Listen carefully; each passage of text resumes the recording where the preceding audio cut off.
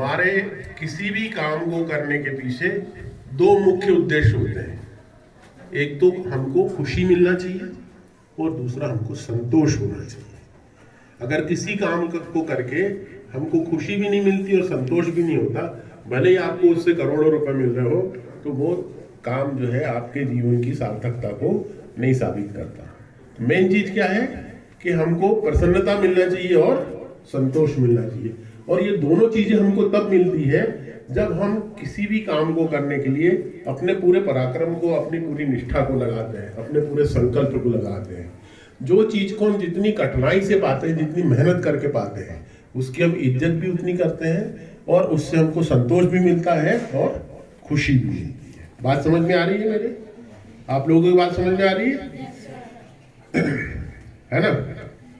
तो अब ये दो चीजें तो है कि आपको बिना मेहनत के कहीं कुछ नहीं मिलेगा।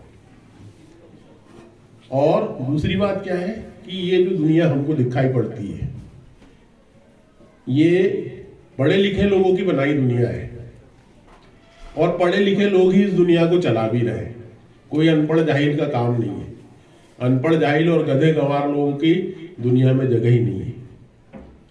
उनका हर स्तर पर जो होशियार लोग होते हैं वो दमन करते हैं, शोषण करते हैं।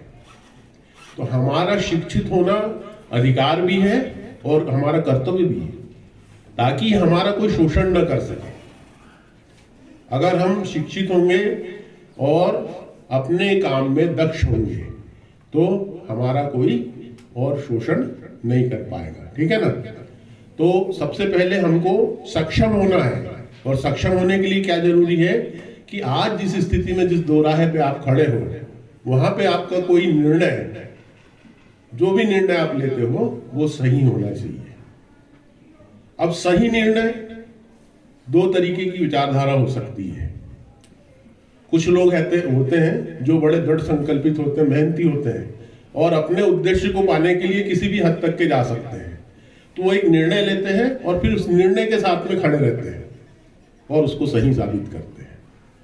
और दूसरी तरह के लोग होते हैं जो बहुत सोच विचार के, अपनी क्षमताओं का आकलन करके फिर निर्णय लेते हैं और फिर जो उन्होंने जिन क्षमताओं का उन्होंने भरोसा किया था, उनको कसौटी पे रख के उस निर्णय के सार तक के पहुंचते हैं। तो सही निर्णय कैसे ले सकते हैं हम? सही निर्णय लेने के लिए ये जरूरी है, सबसे पहली चीज, कि हम अपनी क्षमताओं का सही से आकलन करें कि ये मैं कर सकता हूं। आप में से जितने लोग यहां बैठे हुए हैं, कोई भी मेरी नजर में गधा भी नहीं है और होशियार भी नहीं है। क्योंकि ये गधा और होशियार का जो कॉन्सेप्ट है, ये कॉन्सेप्ट जो आदमी रहता है वो खुद ही जनरेट करता है, उसके द्वारा पैदा किया हुआ है। ऊपर से तो जितना मिला है सबको बराबर ही मिला है। क्या कभी आपने सोचा है कि ये जो धूप आती है, जब गर्मियों में धूप बहुत तेज हो जाती है तो काले लोगों पे ज्यादा गिरती है, गोरे पे कम गिरती है? या बारिश होती है तो गरीबों पे ज्यादा गिरती है और अमीरों पे कम गिरती है? ऊपर से जो कुछ भी बरस रहा है, जितनी कृपा आपको मिली हुई है, वो बिना किसी पक्षपात के